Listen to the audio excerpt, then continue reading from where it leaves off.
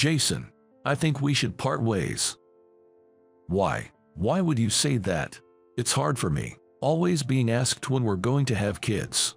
I was deeply shocked when my beloved wife suggested divorce. But maybe it's understandable that Kimberly feels this way. My name is Jason. I'm a 37-year-old married man. My family has run a tailor shop for generations, and as the eldest son, it was agreed that I would take over. Currently, I'm in charge of a branch, gaining experience and working as the manager. I took great pride in the long-standing brand and history of our tailor shop and constantly pushed myself to be a worthy successor. Kimberly was always there, supporting me. Thank you for shopping with us. We look forward to seeing you again. Kimberly maintained her dignity and cheerful customer service and sent her guests on their way. Seeing her work so efficiently in her elegant dress always received high praise from our clients. Thanks to Kimberly working alongside me, my branch attracted many customers. Hey, that customer earlier bought a whole dress set. Your recommendations must have been spot on, Kimberly. Well, if our customers are going to wear our dresses, we should make sure they get ones that suit them best, right? Saying this, Kimberly gave me a refreshing smile. Working together like this, I often thought how glad I was to have married her. This year marks our 4th anniversary, and our relationship is still going strong. However, to be honest, my parents weren't thrilled about me marrying Kimberly. Oh, what on earth did you choose 31-year-old Kimberly as your bride? With our families standing, you could have had so many suitable arranged dates. When I decided to marry Kimberly, my mom dramatically sighed and said that to me. Before I met Kimberly, I had no experience in dating women, and people around me were worried about me. Out of concern, my parents often suggested arranged dates, but I just wasn't interested. I believed that one should marry not based on family background or conditions, but someone they truly love. Although I lacked experience in relationships, I wanted to choose my life partner on my own and make her happy. I want to choose my life partner and make them happy. Back in the day, I met Kimberly at a traditional dress workshop. Kimberly, with her charming smile, gracefully dressed a mannequin. Turns out, Kimberly had learned how to wear traditional dresses during her training. Being shy, I didn't want to miss this chance and approached Kimberly right away. After dating for a year, we get married. For me, the fact that Kimberly could wear a traditional dress was impressive, but my parents seemed to think differently. Isn't Kimberly just of average background and in her 30s? Do you really think she can bear our air? Yes, Jason. Why did you choose her? Even if you have kids, she'll be over 35 at her first childbirth. I have so many concerns. They complained a lot about this to me. But their thinking was quite old-fashioned. Kimberly was a calm and refined lady who elegantly wore traditional dresses. And aren't there many women these days who give birth in their 30s? Despite my parents' objections, I decided to have a wedding with the woman I loved, Kimberly. On that day, Kimberly looked truly beautiful in her pure white dress and bright red lipstick. I had a feeling I'd never forget this wonderful day as I solemnly sipped from the ceremonial cups. Even after 4 years of marriage, we don't have children, but I never saw it as a big issue. We were about to start fertility treatments soon, and I was determined to stay positive. Currently, we don't live with my parents, and I tried to keep Kimberly away from family stress. I wanted to protect her in my own way. But one day, Kimberly, with a sad look, suddenly said to me, "Jason, let's break up." Panicking, I asked, "Why?" With a downcast face, Kimberly calmly expressed her feelings. "I'm tired of constantly being asked about when we're having children. You shouldn't care about what others say. We're about to start fertility treatments, and we can go at our own pace. I'm sorry, I can't take it anymore. I guess I wasn't meant to marry into a good family. Please, let's separate." Interrupting me, Kimberly pleaded with tears in her eyes. If this was Kimberly's wish, then I suppose I had to accept it. The idea of my beloved wife wanting a divorce deeply shocked me. But maybe it was inevitable. Kimberly is serious-minded, and perhaps she felt more pressure than me to meet my parents' expectations. I believed I was considering Kimberly's feelings, but in the end, I was only satisfying myself. I didn't realize that Kimberly had been pushed to this extent until today. I felt like the worst husband ever. All right, let's get a divorce. So, we began to prepare for our divorce. Since we both agreed, everything proceeded smoothly without any issues. My parents were thrilled about the divorce. Jason, well done. We'll arrange a good match for you soon. Kimberly got what she deserved. She was out of her league marrying our Jason. Hey, don't say anything bad about Kimberly. I raised my voice, and my parents visibly flinched, falling silent. Even though we were planning to part ways, I couldn't bear her being insulted like this. No matter if they're family, I can't forgive it. This divorce wasn't Kimberly's fault. I felt heavily that it was on me. So, Kimberly had finished packing, ready to move out at any moment. The divorce papers were ready, and after our final dinner together, we planned to submit them to the city office. Yes, just after our last dinner together tonight. I'll be heading to the hair salon before our dinner, and might be a bit late getting to the restaurant. I'm sorry. It's fine. Don't worry about it. I responded calmly, going about my work for the day. From tomorrow, Kimberly wouldn't be at this branch. I bet the clients will really miss her. But what's decided is decided, and there's nothing to be done. Hiding my mounting sense of emptiness, I finished my work, changed into my suit, and headed to the upscale French restaurant where Kimberly and I were meeting. This restaurant was a renowned place, frequently featured in magazines and highly rated. Surely, we could make a wonderful memory there. But deep down, I truly didn't want to part ways. I thought of expressing my feelings to Kimberly one last time. Once seated, I ordered some wine first. When Kimberly would arrive, I thought we'd drink together. However, the agreed time passed, and there was no sign of Kimberly. I began to worry, sending her a message. Perhaps something had happened to her. However, all I got back was a terse message saying, "I can't make it after all." Reading this, I felt like I'd been stood up. This was unexpected. To be honest, it was a letdown. Does Kimberly really dislike me that much? Since I'd just been sitting at the table without ordering anything other than wine, I could feel the glances from other customers and waitstaff. It was probably obvious to everyone around that I'd been stood up. Darn it. Suddenly feeling reckless, I kept ordering more wine. I thought that by drinking a lot, I could drown out my sorrows. But truthfully, this only made me feel more empty. Staring into my wine glass, pondering my pathetic state, someone suddenly spoke to me. "Excuse me, are you Kimberly's husband by any chance?" When I looked up, there was a couple about my age. From their vibes, I guessed they were likely married. The man was bald, and the woman had an elegant air about her.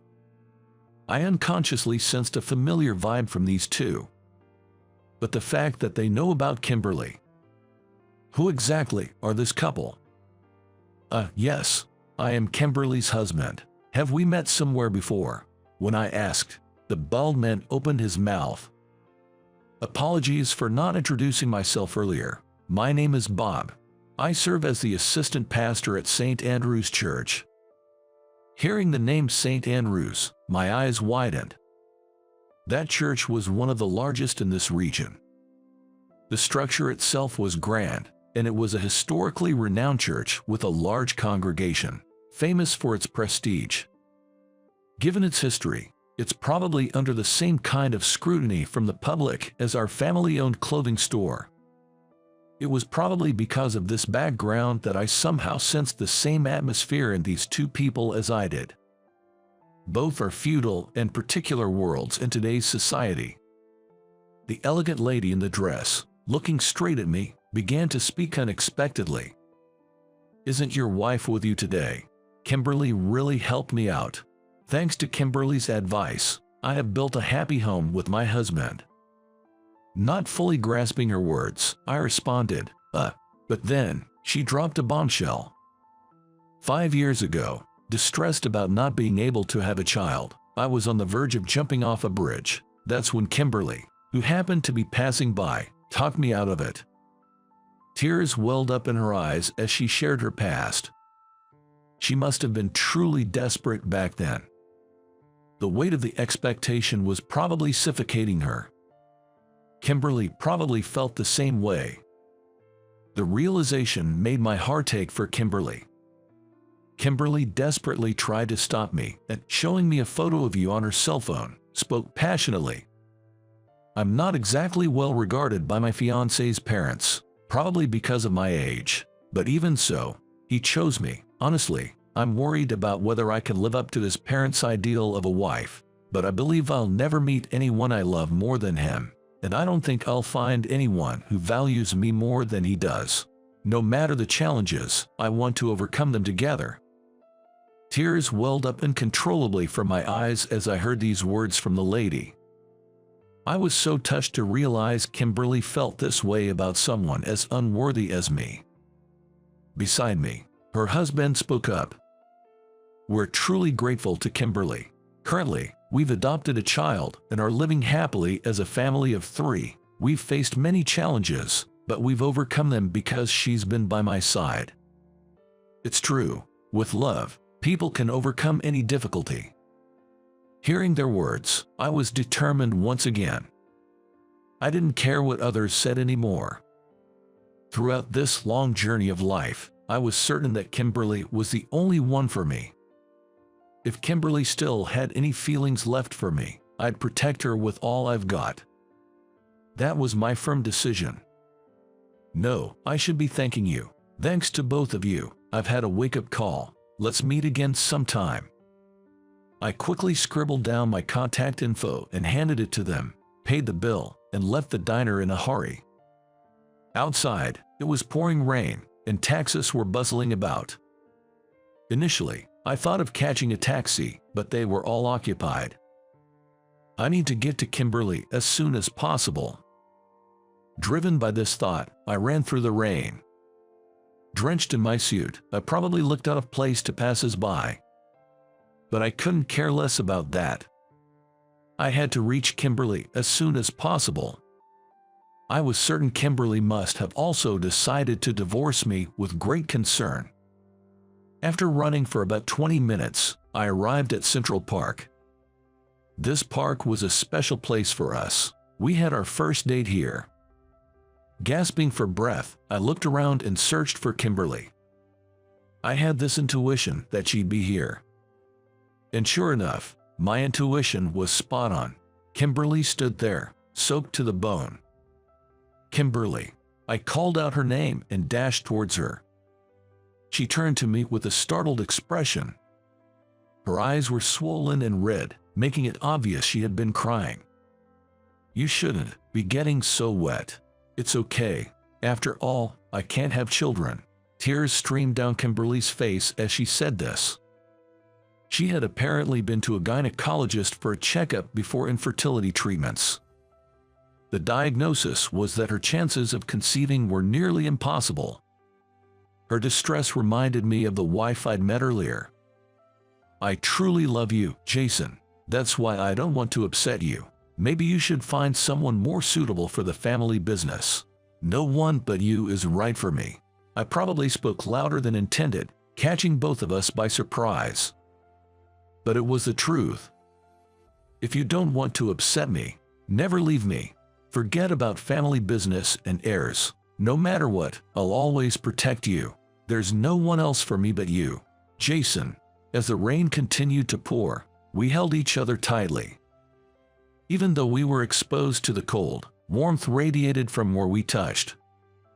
At that moment, we truly understood each other. I was determined never to let go of Kimberly again. So we decided not to get divorced and to start over as a married couple. Our parents complained, but we didn't care. The next head of the family will be me. Everyone will follow my way. If anyone has a problem with that, I don't mind stepping down from my inheritance. What? That would be a problem, Jason. At my words, both my dad and mom looked panicked. Sure, the current head is my father, but he's clueless about IT stuff. The success of our clothing store is largely due to me. My dad probably doesn't want to lose his successor now. But I wasn't bluffing. If they interfered with my relationship with Kimberly any further, I was ready to cut ties with the family. Fortunately, we had some savings. Kimberly and I know a lot about clothes, so we'd get by. That night, I resolved never to let go of Kimberly again. After that, following the example of Bob and his wife, we adopted a child and began raising him. Our son's name is David, a 3-year-old boy. Kimberly truly loved David with all her heart. Daddy. At first, David was quite shy, but lately, he's been sticking close to me. Oh, David, did you have fun at daycare today? Yeah. Tomorrow's a day off, so let's go to the park, just the 3 of us. Yeah. My parents have started to dote on David recently, and it seems that all the family troubles are heading towards a happy resolution. From now on, I want to keep a certain distance from my parents and cherish Kimberly and David above all else. I'm so happy, Kimberly said with a big smile. We'll overcome any challenges together and share our joys. Watching us, David will surely grow up to be a kind man. Could it be that you're into muscles? I joked as I said this to her, who looked at my muscles and chuckled. Injured and hospitalized, I still couldn't change clothes by myself and had the assistance of the nurse in charge. You're lean but muscular, looking good. I was fluttered by her compliment and I said, watch this, attempting to flex my pecs, but it hurt and I couldn't move them, ending up being laughed at instead. Years later, I would meet the nurse who humored my playful act. My name is Kevin, 29 years old. I work as an architectural designer. Originally from a rural area, perhaps because I was used to the peace there. When I first moved to the city, I was overwhelmed by the crowds and felt out of place, but recently, I've felt more at home. In rural areas, having a car is essential, but in the city, it's often easier and more convenient to walk or take the bus. No worries about parking. My current job is about a 20-minute walk from my apartment. It's a bit of a distance, but considering I have a desk job, the walk serves as good exercise. One evening after work, just 5 minutes into my walk, I was suddenly caught in a downpour. The rain quickly intensified, so I headed to a nearby convenience store to buy an umbrella. As soon as I arrived, it began pouring cats and dogs. I was about to leave the store with my new umbrella when I bumped into someone rushing in to avoid the rain. Oh, I'm sorry, I blurted out without thinking. However, the rough-looking man who bumped into me headed into the store, clicking his tongue. He's the one who bumped into me, but he sure has an attitude. Just then, our eyes met, and he gave me a hard stare. As I was about to continue on my way, the man said, "Wait a minute, Kevin. Do I know this rough-looking guy?" I couldn't remember him. "It's me, Bob. Don't you remember? We were in the same class in middle school." Hearing this, a faint memory returned. "Oh, Bob, right. I didn't recognize you," I said with an awkward smile. With his nearly blonde hair, clunky necklaces, and sloppy shirt, he looked nothing like the studious guy from our school days. Bob, with a delighted face, said, "Hey, long time no see, Kevin. You living around here now?" "Jerry, working and living here." This is the first time I've run into someone I know around here." I couldn't help but smile, genuinely surprised. "But Kevin, you haven't changed a bit. That plain outfit, I noticed you right away." He pointed at my clothes and laughed.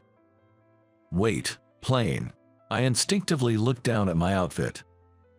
"Since we're here, let's chat for a bit. Join me for a smoke." And just like that, I ended up talking with Bob in the smoking area. "Oh, Kevin, you don't smoke. My bad." "No worries, I've got my coffee here." As we sheltered from the torrential rain, Bob lit up his cigarette, and I popped open a can of coffee. Whenever I tried to strike up a conversation, it seemed we'd lost our touch, and the talk would falter. Stuck in an awkward silence, wondering what to chat about, Bob broke the ice. "By the way, do you remember right after high school there were rumors about you just vanishing?" It was the first I'd heard such a story about myself, and I was taken aback. Bob then changed his expression and continued. "It's a shame, really. You had gotten into college on a recommendation and you were smart, but I heard your family hit hard times and you had to work out of state. I was worried when you weren't at our high school reunion. Must have been tough." "Yeah, I did move out. Just didn't see a future for myself here." It made sense. Bob and I went to different high schools, and we didn't have mutual friends, so rumors like that weren't implausible. Plus, the house I grew up in, which used to belong to my grandma, was an old single story. People probably thought we were poor. I'd had a feeling people thought so since middle school, and it seemed Bob was one of them. "Well, I get it. Not many decent jobs around here, even with your smarts. Just having a high school diploma must have been tough. I understand if you feel a bit bitter about it." Bob looked at me with pity, but I wasn't just a high school grad, nor had I moved just for work. I'd always been interested in architecture, so I decided to pursue it at a university abroad where they taught cutting-edge methods. I was also good at Spanish and wanted to improve it even further. After honing my language skills, I attended that university for 4 years. Because I was abroad the whole time, I couldn't even attend our coming-of-age ceremony. I thought of telling Bob this, but I remembered he always seemed to have a beef with me in middle school. Although he had good grades, often just behind mine, it probably irked him that I kept nudging ahead, even if by a small margin. I never really paid him much mind, but for Bob, I was probably a constant thorn in his side. If he learned I'd been studying abroad, knowing Bob, he might just get jealous and bitter again. I didn't want to pour cold water on our reunion. Before I knew it, our conversation had veered off course. "By the way, Kevin, are you married yet?" "Nah, still single. Actually, don't even have a girlfriend right now." I was worried he might tease me, but Bob's face brightened up. "Well, look at you, still lonely. Hey, I often organize a party. I'll invite you next time. I can easily round up some cute girls. Let's swap numbers," Bob said, offering his cell phone. I wasn't too keen, but turning him down felt wrong, so I exchanged numbers. That's how, after more than a decade, my friendship with Bob resumed. I often felt like I was just making up the numbers, but Bob would frequently check in and invite me to mixers. The other guys invited were all easygoing, and I was mostly the wingman. I might not always keep up with their energy, but I didn't mind these events. I was content just listening. Then, on one of those mixers, "Sorry, Kevin. 2 guys canceled for tonight." I arrived at the bar early, and Bob made an apologetic gesture. Now with a 2-on-4 situation, I wondered how the night would pan out. Soon after, the girls arrived. "Sorry we kept you waiting, Bob. We've told everyone it's 2-on-4. Let's just have fun and treat it like a dinner party. Don't worry about it, just eat and drink," the organizer from the girls' side suggested, and the other 3 women all nodded in agreement. All of today's members are said to be nurses. I'm impressed that Bob always managed to organize it so that every woman who came was always beautiful or super cute. Even today, I think there are some pretty ladies around. Glancing at them, one girl catches my eye immediately. It's not just that she's my type, she's exceptionally cute. Sure, there have been many beautiful girls before, but none that have caught my attention like this one. However, I feel like I've seen her somewhere before. While I'm wondering if it's just my imagination, introductions suddenly start. Bob and I go first. We simply share our names, ages, and mention that we were middle school buddies. The women's introductions go similarly, but when I hear the name of the girl I've been curious about, it jogs my memory. Amanda. Wait, could she be? I think that, but I can't be sure. Although curious. It's a common name, but she does look familiar. While thinking all this, I end up just listening and occasionally glancing at her without initiating any conversation.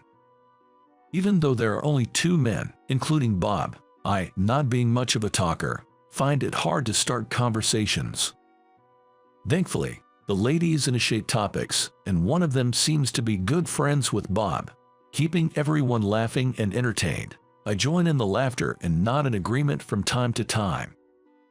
However, with no other men around today, my quietness is quite noticeable. Man, this guy is always so quiet and boring. Even back in middle school, he'd just study all the time. He's always been a quiet, dark sort of guy.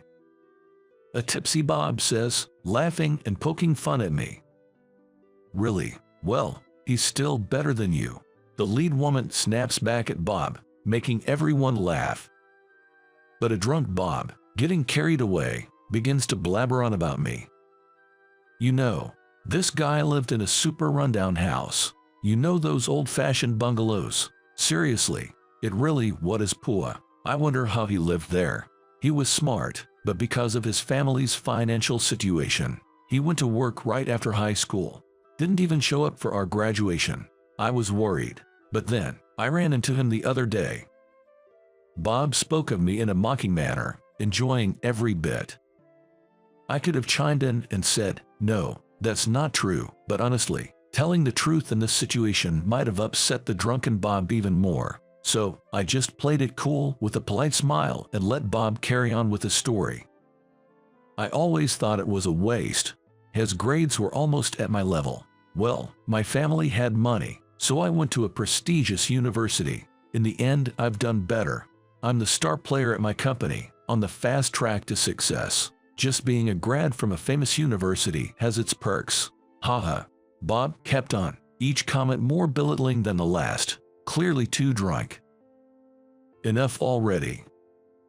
Just thinking about it makes me feel pathetic for not speaking up, but when someone's as drunk as Bob is now, it's hard to handle him. Still, Bob seems to be in quite a playful and mischievous mood today. Exasperated, I decided to excuse myself saying, I'll be right back, need to use the restroom, and left my seat. Bob's being such a handful today. On my way out of the restroom, I bumped into a lady named Amanda who was telling the waitress, sorry, can I add 2 more of those to my order, please? Oh, hello there. She noticed me, smiled warmly and said, hey. I tried to reply casually, but ended up being awkward about it. Seeing my reaction, Amanda chuckled. Hey, Kevin, do you remember me? We met a few years ago. Amanda looked at me as if testing my memory. I thought so. You look familiar, and when I heard your name, it rang a bell, but I couldn't place it right away. Thank you for everything back then. I gave a nod of appreciation, making Amanda chuckle again. Oh, I just remembered. I was startled by Amanda's sudden exclamation. About what Bob said earlier, about you being a high school graduate, isn't that wrong? You had just graduated the university and started working at that time, right? I was surprised she remembered. Of course I remember. Never underestimate a nurse's memory, she said with a laugh. So, did you achieve your dream of becoming an architect? Yeah, I did. She clapped her hands in joy and said, "That's great. Congratulations." 5 years ago, I was walking to work when I got involved in a traffic accident. It was a collision between two cars, and the impact caused one of the cars to veer onto the sidewalk, hitting me. I was immediately taken to a nearby hospital. After some x-rays, it was found that I had a broken leg and a cracked rib. Though I had hit my head pretty hard and was out for a while, I made a steady recovery. After a leg surgery and some rehab, I was good as new. Amanda was the nurse who looked after me during that time. Even behind a mask, she was undeniably beautiful. The first time I saw her, for a brief moment, the pain seemed to vanish. Of course, that's an exaggeration, but she was so kind to me that I thought she was like an angel. Being a nurse, it might be expected of her to be kind to patients. However, when she would say things like "you're getting better little by little," and cheerfully engage me, or make small talk during 4 changes or blood draws, those moments, brief as they were, brought joy to my otherwise monotonous hospital stay. "Time to get changed, Kevin," said Amanda, appearing with a fresh set of clothes. "It's still hard for you to do it alone, so I'll help you out." She gently wiped my body with a towel and assisted me in changing. Then Amanda giggled and said, "You know, what is it?"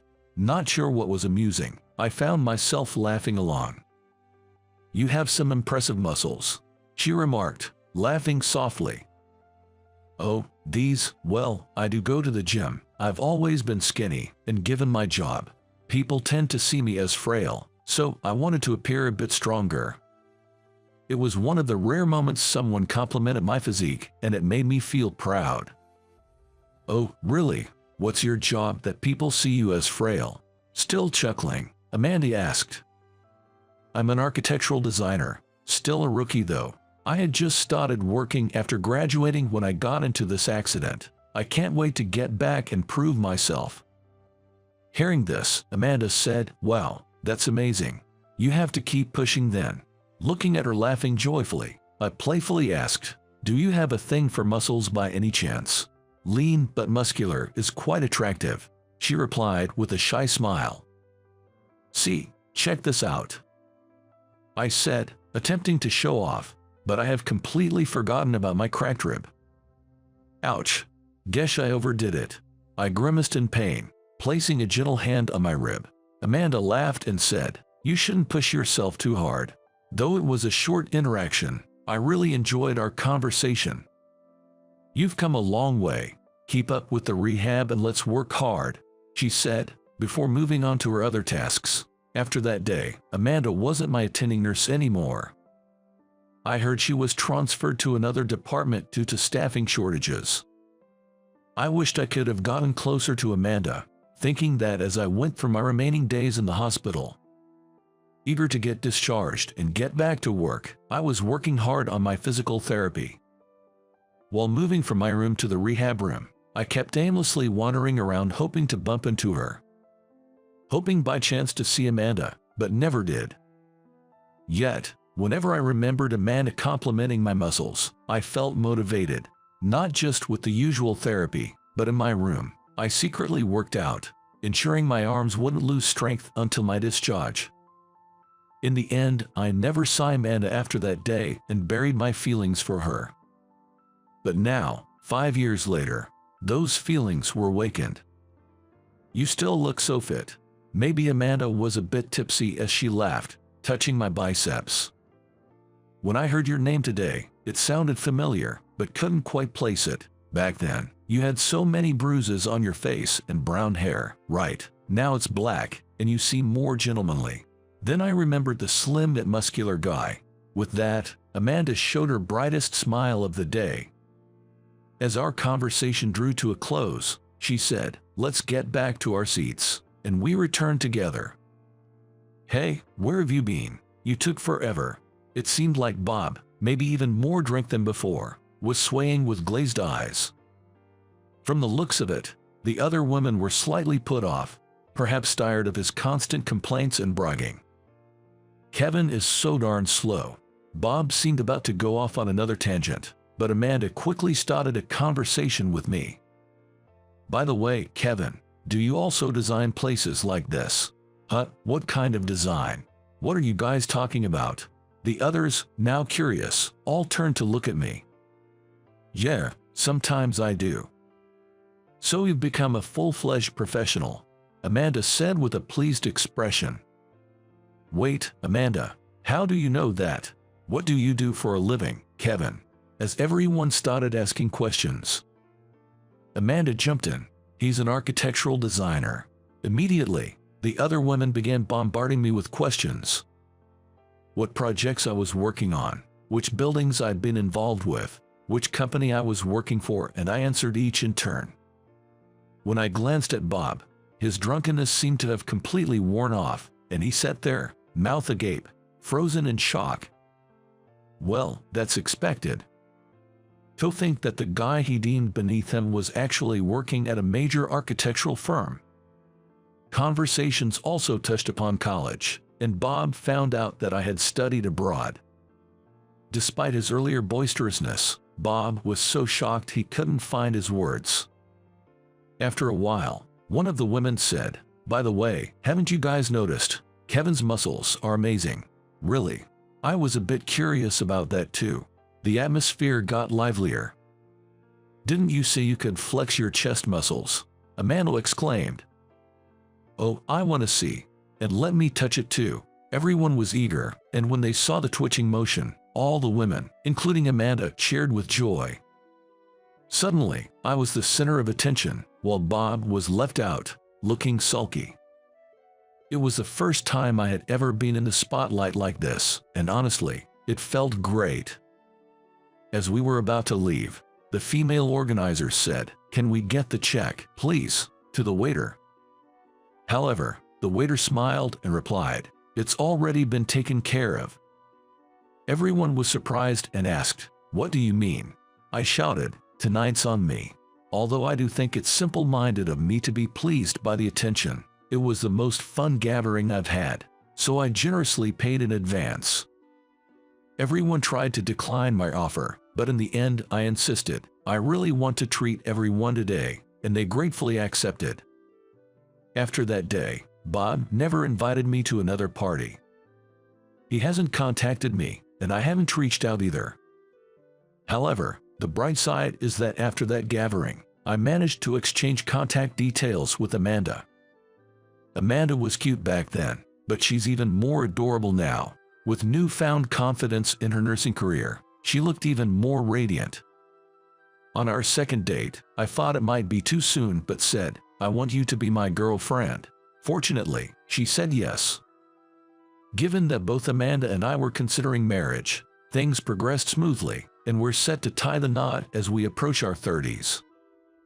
That day, when I randomly met Bob, I honestly found it a bit of a hassle, but if I hadn't met him, I might never have reconnected with Amanda. Even though he teased me a lot, I'm grateful to Bob for that reunion with Amanda. Life's pretty great now. My career's going well, and I've successfully become a licensed architect. It feels like all my hard work has paid off. With that success, I'm also drawing a more than decent salary. One of my dreams is, of course, to build a happy home with Amanda, but I'm also dreaming of setting up my private practice one day. Amanda, on her part, wants to continue her nursing job. We hope to support each other throughout our lives and eagerly await the day we become a family. During the prime of my youth in high school, I had a girlfriend with whom I chased dreams together. I genuinely wanted to cherish her.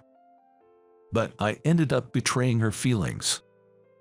After being apart for over a decade, we met again at a reunion. She looked down on me with cold eyes, but fate had us meet again on the same flight days later. My name is John. Today, I am going out. I've dressed up after a long time and setting my hair in a way I'm not used to. Tonight, there's a high school reunion, and since I wasn't scheduled for work, I was able to attend. As I entered the venue, old high school friends greeted me. The star player of our soccer team back in the day still looked as fresh as ever, and the nerdy friend, who used to get all excited talking about cartoons, had transformed into a model. Some had changed, others remained the same. With a sense of wonder, I enjoyed the time spent with old friends. Man, those were the days. To be honest, my heart was racing before coming here. Felt a bit awkward since I didn't graduate with everyone. What are you talking about? We all shared those high school years, didn't we? I just realized how blessed I am to have such friends.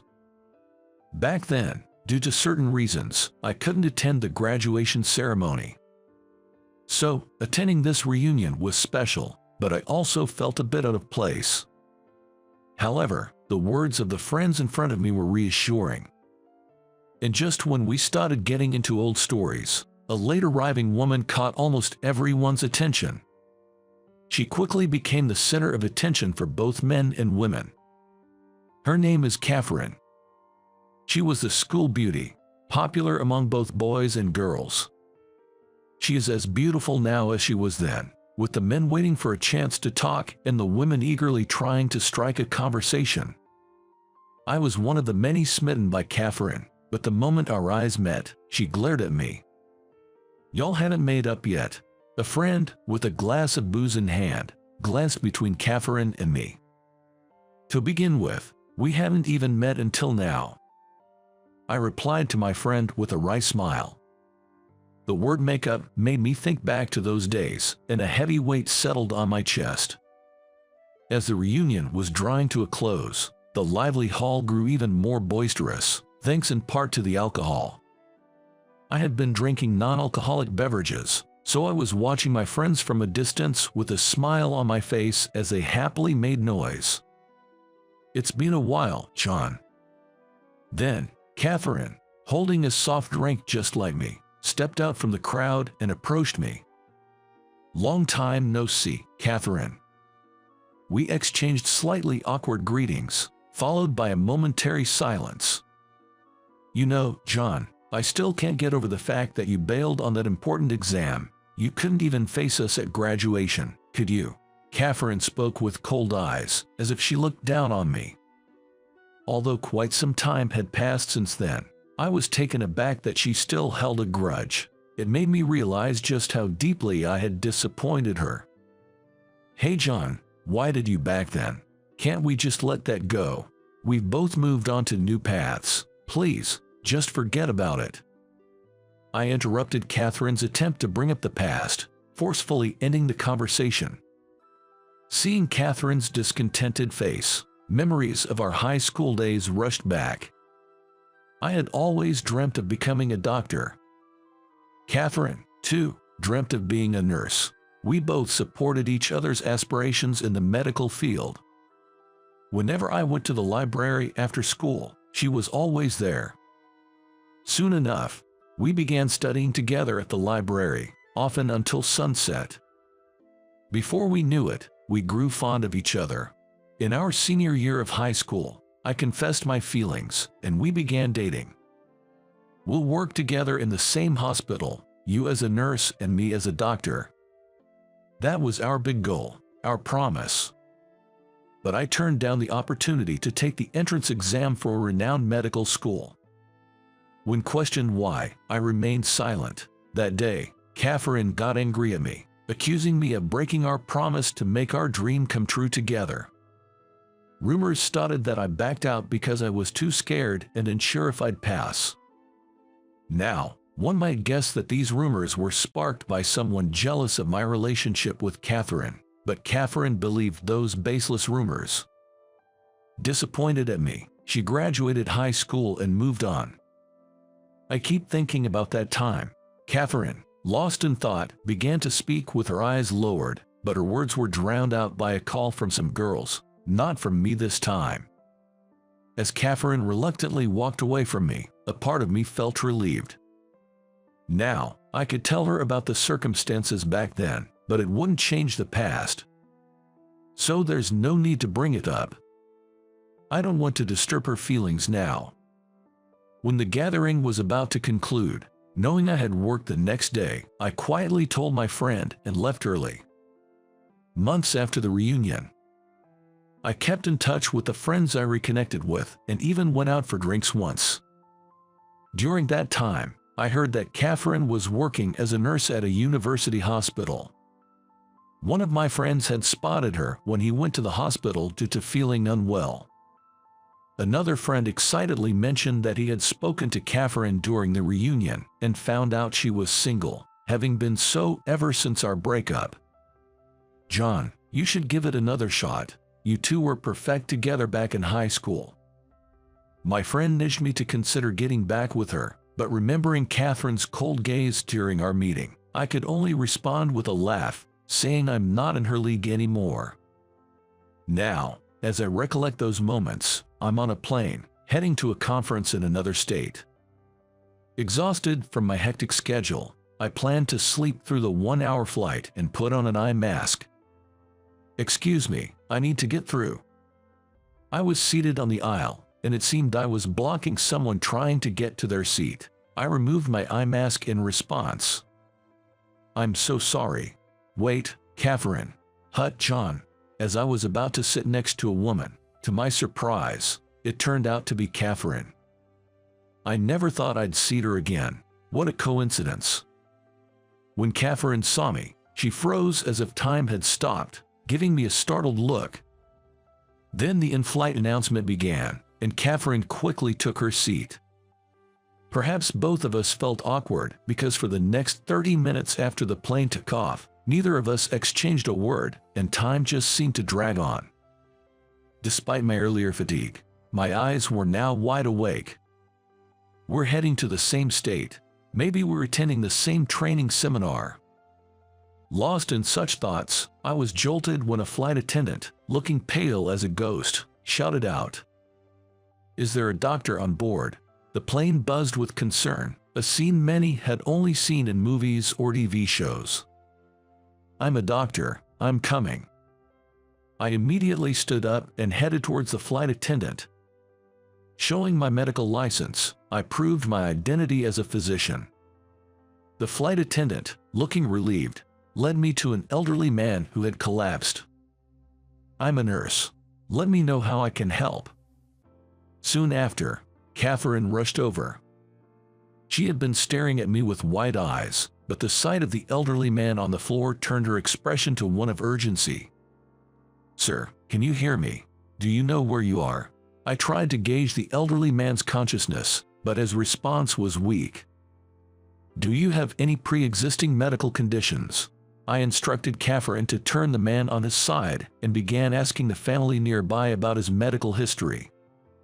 However, it turned out the relative was his son who had been estranged for years and was now traveling with his father. Regrettably, he didn't have full knowledge of his father's medical conditions. "John, here's his medication list." Acting quickly, Catherine had gotten permission from the family to search the man's belongings and found his medication list. Hoping the regular medications might give some clues, I quickly checked its contents. Then I found it, a prescription history for a certain medicine. It was primarily a blood sugar-lowering medication used for patients with type 2 diabetes. Judging by the medication and his symptoms, it looks like hypoglycemia. I figured that the elderly man has been temporarily hypoglycemic. I asked a flight attendant for a drink containing sugar. Fortunately, the old man hadn't passed out, so with my help, Catherine poured orange juice into his mouth. After confirming he swallowed, we continued giving him more to drink slowly. Little by little, he drank it all, and after resting a bit, he started to regain consciousness. Judging there was no need for an emergency landing, I requested that an ambulance be on standby just in case, so he could be taken to the hospital immediately upon landing. "Thank you so much. You saved me." It was my first time handling something like this, so I might have made you uncomfortable. I'm grateful you trusted and followed my guidance. I didn't do any specialized medical treatment, and I don't think I did anything deserving of thanks, I replied. Still, she insisted on expressing her gratitude. The mutual thanking continued for a while, and Catherine, who was also showered with thanks, humbly responded, "I didn't do much. creating a strange scene where everyone was bowing their heads in gratitude. Relieved that everything was okay, I planned to rest up and head straight to the hotel I had booked before my training session. "John, do you have a moment?" But that plan was interrupted when Catherine called out to me. We ended up at a cafe inside the airport. They had some local delicacies, and I was torn about what to order but settled on a regular cup of coffee. Amidst the heavy silence, Catherine was the first to speak. "John, did you become a doctor?" She looked happy but also a bit sad. I replied honestly, "Yes, that's right." It took a little longer than I expected, but I finally became the doctor I always dreamed of being. Hearing about my dream being fulfilled, Catherine looked shocked and was momentarily lost for words. "But why did you decline the exam back then?" She was trying to understand everything and looking like about to panic. I decided to tell Catherine why I had declined the entrance exam to a prestigious medical school back in high school. "Catherine, the truth is, right after high school, I was hospitalized and treated for leukemia." "Leukemia? Wait, what are you talking about?"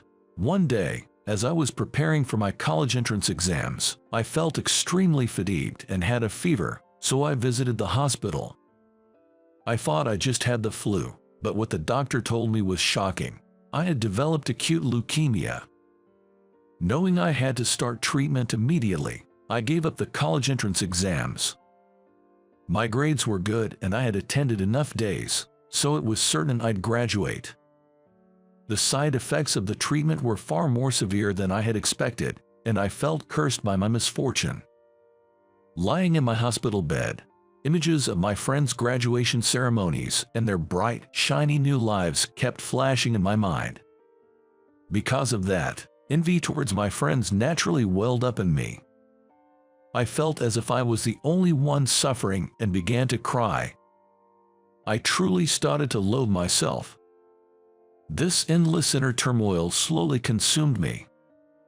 I have given up on my dreams, couldn't graduate with my friends, and even lost my beloved Catherine. The sense of loss was immense, to the point where I felt devoid of any will to fight the illness.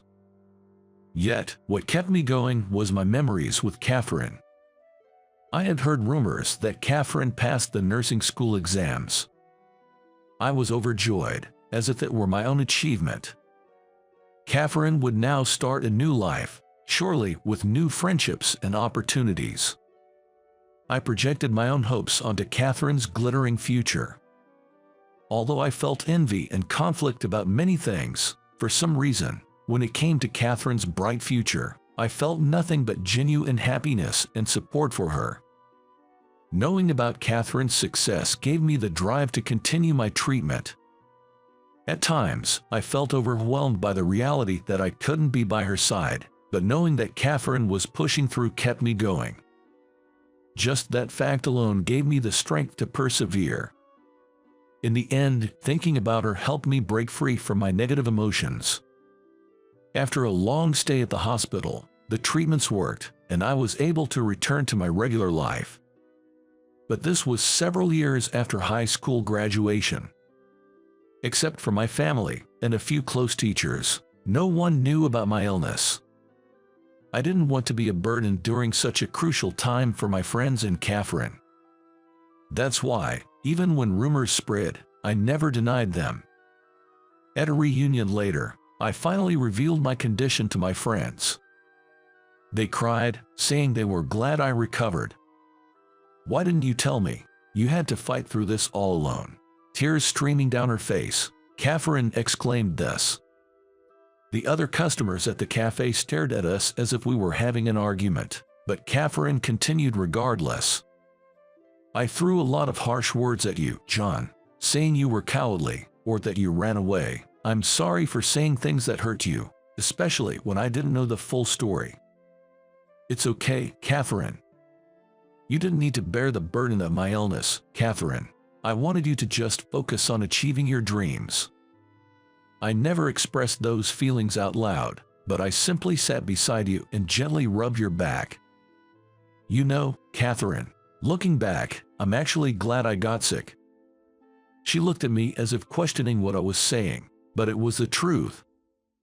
Yes, the diagnosis was shocking and it was tough, but meeting the hematologist who treated me made me realize deep down that I really wanted to become a doctor.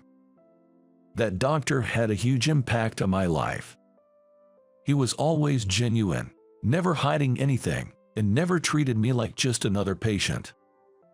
He'd always visit my hospital room with a cheerful tone, make some lighthearted jokes, have a laugh, and then leave.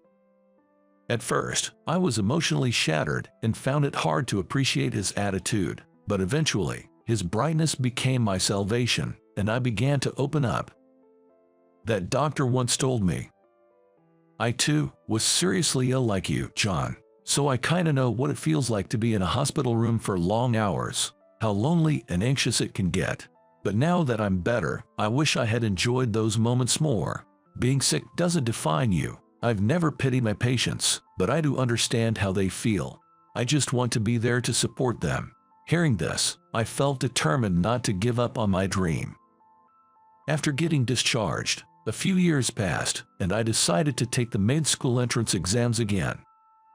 I told her that I managed to pass, and after a few more years of intense studying, I'm now a budding hematologist.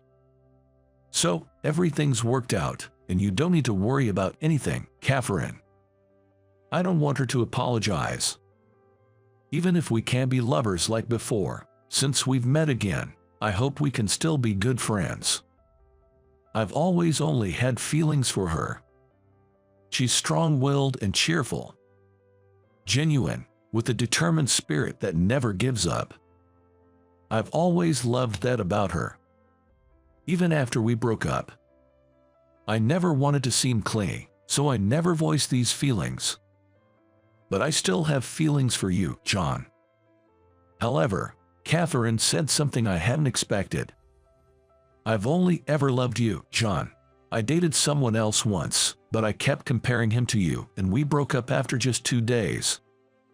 She half-jokingly mentioned how absurd it seemed to bring up such things now. She felt deep regret for being so wrapped up in herself back then that she couldn't consider my situation. Our shared dream made it hard for her to understand why I gave up without discussing it with her. She felt angry, sad, and a profound sense of loss. Over time, that emotion turned into anger directed at me, and she apologized for taking it out on me. Hearing that, I realized that maybe not telling her about my illness was just my own selfishness. She suffered because I didn't share my situation with her. I was so happy to see you at the reunion after such a long time, but after seeing your attitude, I regretted it when I got home. I know it might sound out of the blue, but I still love you, John. I can't help it. Standing in front of a crying Catherine, I was shedding tears too. I'm sorry for hurting you with my ego, Catherine. If I had been honest back then, maybe we'd still be together. All I feel now is regret. Catherine shook her head in disagreement with my words. I'm sorry, Catherine. I've always loved you. Finally, I was able to express my true feelings. Hearing me say over and over how I still loved her, Catherine covered her face with her hands and broke down crying. After all the terrible things I said, you still love me. Of course, hating you would have been much harder for me. Caught up in our conversation, a sudden burst of applause surrounded us. We have completely forgotten that we were in a cafe inside the airport. Overwhelmed by embarrassment, Catherine and I both blushed and apologized for causing a scene. But instead of reprimands, we were showered with words of blessing and congratulations for a while. Once we were able to leave the airport, Catherine and I shared our feelings again and decided to start dating. Though I thought Catherine was here for the same conference, she had only come to meet her sister and headed in the opposite direction. I looked over at her as she turned and waved repeatedly, thinking how adorable she was, and started walking, hoping to make it to the workshop. Then we dated a lot, as if to make up for the time apart, and started living together at the 1-year mark of our relationship. I was working hard every day, putting even more effort into my job and studies. trying to become a hematologist, which had always been my goal. Catherine, too, was working hard, wanting to achieve more than she already had.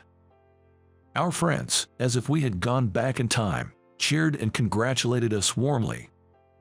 For now, my leukemia hasn't recurred, and I'm living peaceful days. Knowing Catherine is waiting for me at home is the biggest motivation in my life. We're still settling down in our careers, but we're discussing getting married soon. Between us, there was one promise. It was that we'd always discuss things together no matter what. When we decided to move in together, Catherine told me that holding on to worries alone was off limits, and that's the promise we made. Whatever happens, we'll support each other. Being that kind of couple is our new goal and dream. John, I look forward to our life together.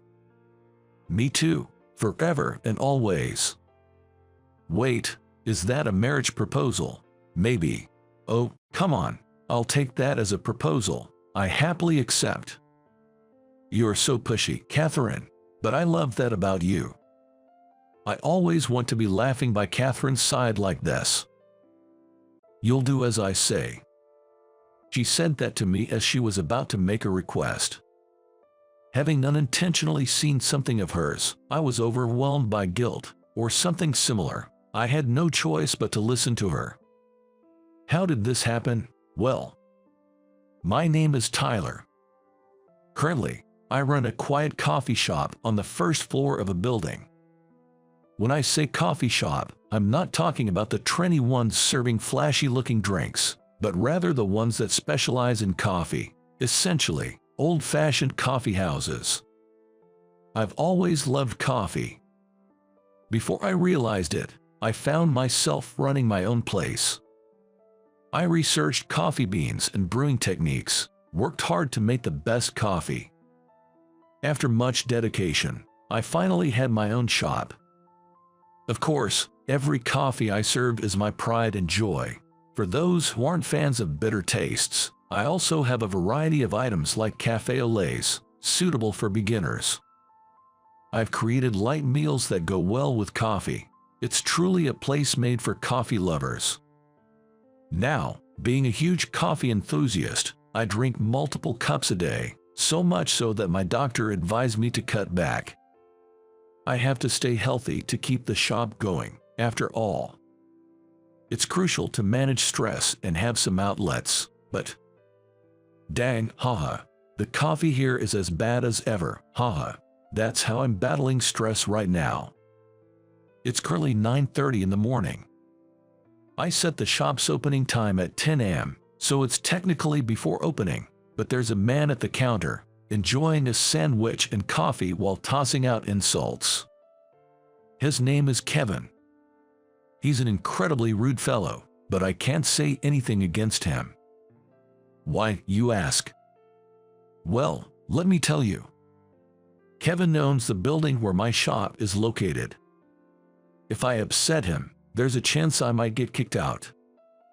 I've seen tenants being evicted before, and I've only had this shop for about a year. Moreover, this guy always comes before opening hours. I don't have to worry about weird rumors because of that, but it's still unpleasant. If you think it doesn't taste good, you don't have to come, Kevin. You must be a busy man. If I can get a free meal, why not? Even if it's bad to my gourmet taste, it's probably just right for the average Joe. Haha. In exchange for a discounted rent, I occasionally serve him breakfast. I eagerly accepted that deal, but if I could go back, I'd punch my past self. Sure, Kevin is an investor in real estate and other ventures. That means he has a refined palate, but it is not certain whether his sense of taste is truly superior. Anyway, being criticized like this doesn't feel good, but I have to endure for now. After finishing the sandwich and coffee I made, Kevin remarked, "Today's was a bit better, haha. Keep it up," and left with some mysterious advice. He stayed for 20 minutes. He leaves right around opening time, so it doesn't interfere with my business. But man, It's exhausting. But that's not the customer's concern. I have to do my best for those who come to enjoy my coffee. A few hours later, around 2 p.m. when the rush started to calm down, the chime of the doorbell rang, signaling a new customer's entrance. "Welcome, just one of you." "Ah, yes, just me." The person who entered was a woman with glasses. Her round face complemented her short bob, and she wore a lacy skirt. She looked quite young. Moreover, she stared intently at me, making me tilt my head in confusion. I had shown her to a seat, but she didn't move. Maybe there's something on my face. "Excuse me, ma'am, is there something? Sorry for coming out of nowhere. Are you Tyler from North Elementary and Northridge Middle School?" She stared at me intensely as she said that. Hearing her words, my eyes widened, because she had correctly named the schools I went to. At the very least, this woman in front of me seemed to know me. I gave a small nod. "Yes, that's me, but..." "I knew it. It's me, Emily. Don't you remember?" "What, Emily?" The shop was empty at the moment, and I couldn't help but raise my voice. "Emily. Unforgettable. She's my childhood friend. I can't recall when we first met. We lived close by, attended the same preschool, and played a lot at the same park. Emily's parents ran a business, so she was like a little heiress, while I came from an average household. But such differences didn't matter in our childhood, and Emily and I shared countless adventures. From racing to hide and seek, to seeing who could make the biggest mud pie. We spent so much time together that even in elementary school, we were inseparable. In fact, Emily was so shy that she'd say she was scared to go to school if I wasn't with her. Her concerned parents even considered transferring her, but she was adamant. "I don't want to be separated from Tyler." She was quite stubborn, to say the least. So, we went to and from school together, and I often hung out at her house. Our parents became close too, and whenever my folks were late from work, Emily's parents would let me stay over. Their house was so grand, it was every kid's dream. But our close bond broke in middle school. Why? Because I heard Emily got a boyfriend. She always had a youthful, round face which made her popular among the boys in middle school. So when I heard she got a boyfriend, honestly, I was jealous. I regretted not confessing my feelings to her sooner and realized for the first time that I had fallen for Emily. Moreover, I witnessed Emily entering the science prep room with an older boy from a year above. Curious, I sneaked a peek, and saw Emily and him hugging each other. In an empty classroom, just the two of them sneaking around. Well, the nature of their relationship was pretty clear. In that moment, I realized that although I had feelings for Emily, it was too late. I distanced myself from her. Can't blame me, right? The senior she was with was good-looking, and I felt I couldn't be by Emily's side. At the very least, I didn't want to stand in the way of her happiness. And so, our connection was broken. Emily reached out a few times after starting high school, but I never felt like responding. Eventually, her messages stopped coming. But now, after all this time, why is Emily standing right in front of me? We hadn't met since becoming adults, so I didn't recognize her immediately. But now, even with makeup, she's unmistakably Emily. I'm so glad. You remember me. How could I forget? But why are you here? I saw your cafe in a magazine, so I just had to come. Come to think of it, my cafe had been featured in magazines a few times. Apparently, Emily saw one of those and decided to drop by. Thanks for coming. Feel free to relax and stay a while. Tyler, do you have time later? Huh? There's something I really need to ask. I know it's presumptuous to suddenly show up like this, but you're the only one I can ask. Emily looked desperate and anxious. It seems there's a significant matter at hand. Seeing her distressed, I took a quick glance at the clock. Okay, I understand. My cafe closes at 6 p.m. Can you come by afterward? I'll treat you to a coffee, considering you've come all this way. Thank you. I felt bad leaving Emily in her current state, but I couldn't leave the shop during business hours.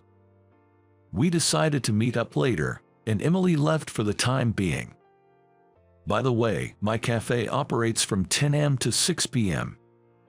I don't offer a breakfast menu because I want customers to savor their coffee. With that thought, I decided to prepare a coffee for Emily and watched her leave. After 6 p.m., when the shop had closed, Emily returned. With no other customers around, she seemed a bit more relaxed. I offered her a low-caffeine latte and took a seat opposite her. It reminded me of the times we used to hang out at diners, sipping on soft drinks and chatting away. But now, there wasn't time for nostalgic conversations. She looked too troubled. So, what did you want to ask? I know it's a strange request, but please, will you pretend to be my boyfriend? What? Emily nearly bowed to the ground as she begged me.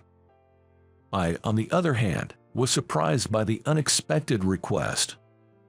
Why on earth would she ask such a thing? Curious, I listened to her story. Given that Emily was a CEO's daughter, her father had been pressuring her to get married and even set her up for an arranged date. The other party was an acquaintance of her father's, and for Emily, who isn't particularly social, it was a complete hassle. So, on the spot, she told them, I already have a boyfriend, to refuse the arrangement. However, he said he fell for me at first sight from my photo and wouldn't take no for an answer. He said I could bring my boyfriend, and he'd be willing to talk. I'm kind of in a bind now since I said I had a boyfriend. Sounds like quite the assertive guy. Please, just this once. Emily pleaded, bowing her head again. Sure, I've known Emily since we were kids, and if asked about our past, I could easily talk about it. It might even be easy to play along. An image of Emily's dad flashed in my mind, but seeing Emily right in front of me, desperate, I posed a question. Don't you have a boyfriend now? I remember you had one in middle school, or at least some guy friends. What? No, I don't. I've never even had a boyfriend. What? Emily looked shocked, but I was even more surprised. I was sure Emily had a boyfriend in middle school. But when I mentioned that, did I ever say I had a boyfriend? But, what about you and that senior in the science prep room? Oh, that, Emily was surprised that she was being watched, but the person she was meeting with at that time was her friend's boyfriend, and they were discussing a friend's gift. And when she almost tripped, the senior caught her. That's what I had witnessed. So that's why you suddenly became distant in middle school. Well, I thought it would be problematic if there was a misunderstanding. Right. I had never heard directly from Emily about having a boyfriend. Just got that notion from mutual friends and the situation I had misunderstood. Back then, I was so shocked, I didn't even try to clarify. What's that? I was so hurt at the time. Why didn't you ask me? I didn't have the courage to. Sorry. I genuinely apologized. From Emily's perspective, I had suddenly become distant and didn't even reach out. It's only natural for her to feel hurt. Pouting, Emily said, if you feel guilty, then do as I say. With that, I agreed to her proposal. Being Emily's pretend boyfriend, even temporarily, isn't so bad, right? That's what I thought, but then. Why is Tyler here? Kevin. We were set for a formal date in a rather fancy restaurant, but to my surprise, the other party was none other than Kevin. Oh boy, this is looking pretty bad. There's even a chance I might get kicked out of the place. But by agreeing to act as Emily's boyfriend, I had already risked offending Kevin. So, it was already too late to back out. I decided to focus on protecting Emily. Though I had that in mind, the meeting turned out to be a disaster. Kevin went on and on about how bad my taste was. This guy has no taste buds whatsoever. He always serves turbo coffee. He's barely scraping by thanks to some online reviews, but he's just a pool cafe owner kept afloat by a few loyal customers. He's not good enough for you, Emily. I don't know what he told you, but you shouldn't be with this loser. I was amazed at how condescending he could be. For the most part, I just let it slide. But Emily's reaction caused an even bigger scene. Enough. Don't mock Tyler. You probably don't know much about coffee, do you? I'm a bit of a coffee enthusiast, making it from fresh beans every day. His coffee might sell okay, but it's not that great. He doesn't even realize how bad it is.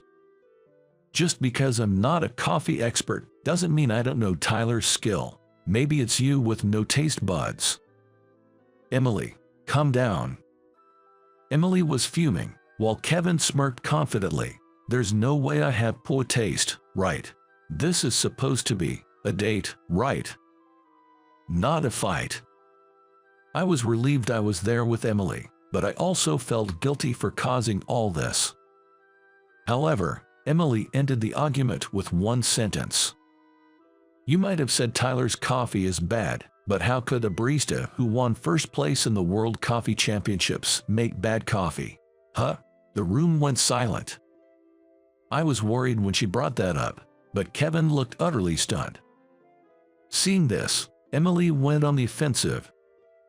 Tyler's pretty well known in the industry. Even if you think you have a refined palate, calling Tyler's coffee bad doesn't make sense. Yes, personal preference plays a role, but your comments about Tyler lack any real basis. But then why doesn't he advertise that? There was nothing about that in his cafe. Kevin glared at me, to which I sighed and replied, if I flaunted that, it'd bias people's opinions of my coffee, so I was trying not to mention it. Seriously, I had reluctantly featured my cafe in a magazine. Everyone would naturally think that coffee made by a champion barista would be amazing. I just wanted people to enjoy my coffee without any preconceptions. Saying this, I pulled out a folded magazine clipping from my wallet and showed it to him. Honestly, I was genuinely happy to be featured in the magazine, and I kept the clipping in my wallet as a sort of good luck charm. Seeing this and realizing that the story was true, Kevin began to wince and shake. Despite all his complaints, he still came to drink my coffee. He probably recognized its quality. His ego probably couldn't handle praising coffee he thought was made by a regular Joe like me. That's why he'd been belittling me so much.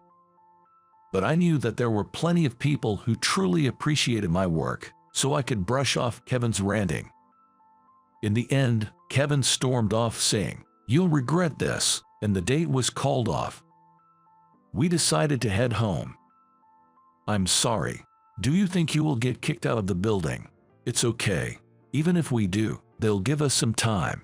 If it comes to that, I'll just try my luck somewhere new. Saying this, I escorted Emily back to her family's home.